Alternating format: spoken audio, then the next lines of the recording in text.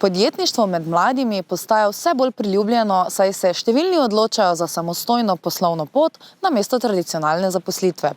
S hitrim razvojem tehnologije in dostopom do digitalnih orodij imajo mladi danes več možnosti kot kdajkoli prej za uresničitev svojih idej. Kljub temu se soočajo tudi z izzivi, kot so pomanjkanje izkušenj, začetnega kapitala in poslovnih mrež, kar lahko oteži njihove prve korake v podjetniškem svetu.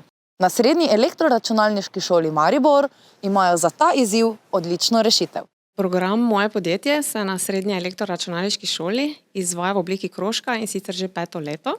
Program Moje podjetje izvaja Zavod za spodbujanje podjetnosti mladi, katerim se Srednja elektroračunalniška šola vsako leto pridruži oziroma s katerimi sklenemo sporazum. Program Moje podjetje je namenjen srednješolcem in sicer starim od 15 do 20 let, ker imajo priložnost spoznati življenje in pa delo podjetja in sicer od ustanovitve podjetja, razvoja, ideje, proizvodnje, prodaje, trženja pa vse tja do upravljanja s financami.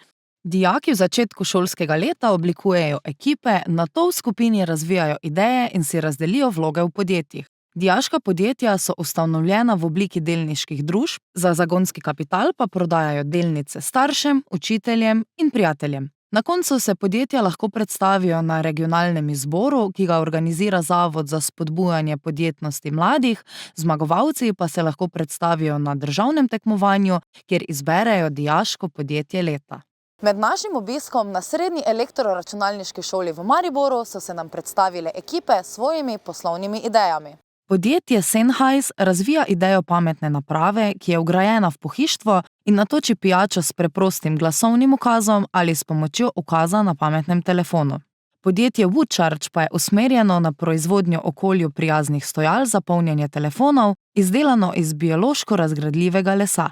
Izdelek iz lesa pa je tudi poslovna ideja podjetja Verpes, ki se ukvarja z izdelavo ročnih ur, z ročno izdelanimi unikatnimi lesenimi številčnicami in usnjenimi pasovi. Podjetje Gaja pa izdeluje ovitke za telefone iz 100% biorazgradljivih materialov.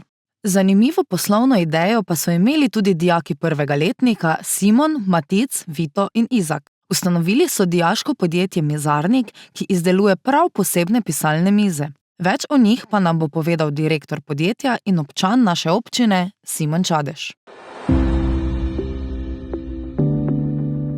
Do same ideje je prišlo pri pouku, ko nam je mentorica povedala za krožek in nam ga je predstavila in je celi razred eno šolsko uro snoval podjetniške ideje. Najprej ko smo snovali ideje, smo najprej hoteli izumiti projektor z zaslonom, ampak smo ugotovili, da je to malo preveč zahtevno in smo potem se domislili te mize za mano. Do tega je pa prišlo, ker smo opazili tudi iz izkušenj, ko je premalo prostora v sobi in monitor zavzame večino mize in smo se domislili sistema, ki bo to rešil, torej da se skrije noter in lahko imaš ti celo mizo prosto, torej lahko delaš domačo nalogo, bereš, rišeš karkoli. Računalnik je pa tako skrit, tako da ni problema.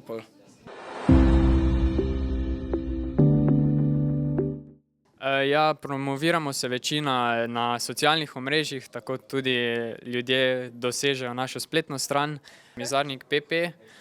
Naš Instagram je podjetje Mizarnik, isto na TikToku, Facebooku. Pomembno je, da se mladi zavedajo tako priložnosti kot tveganj povezanih s podjetništvom. Uspeh pogosto zahteva vztrajnost, prilagodljivost in pripravljenost na učenje iz neuspehov.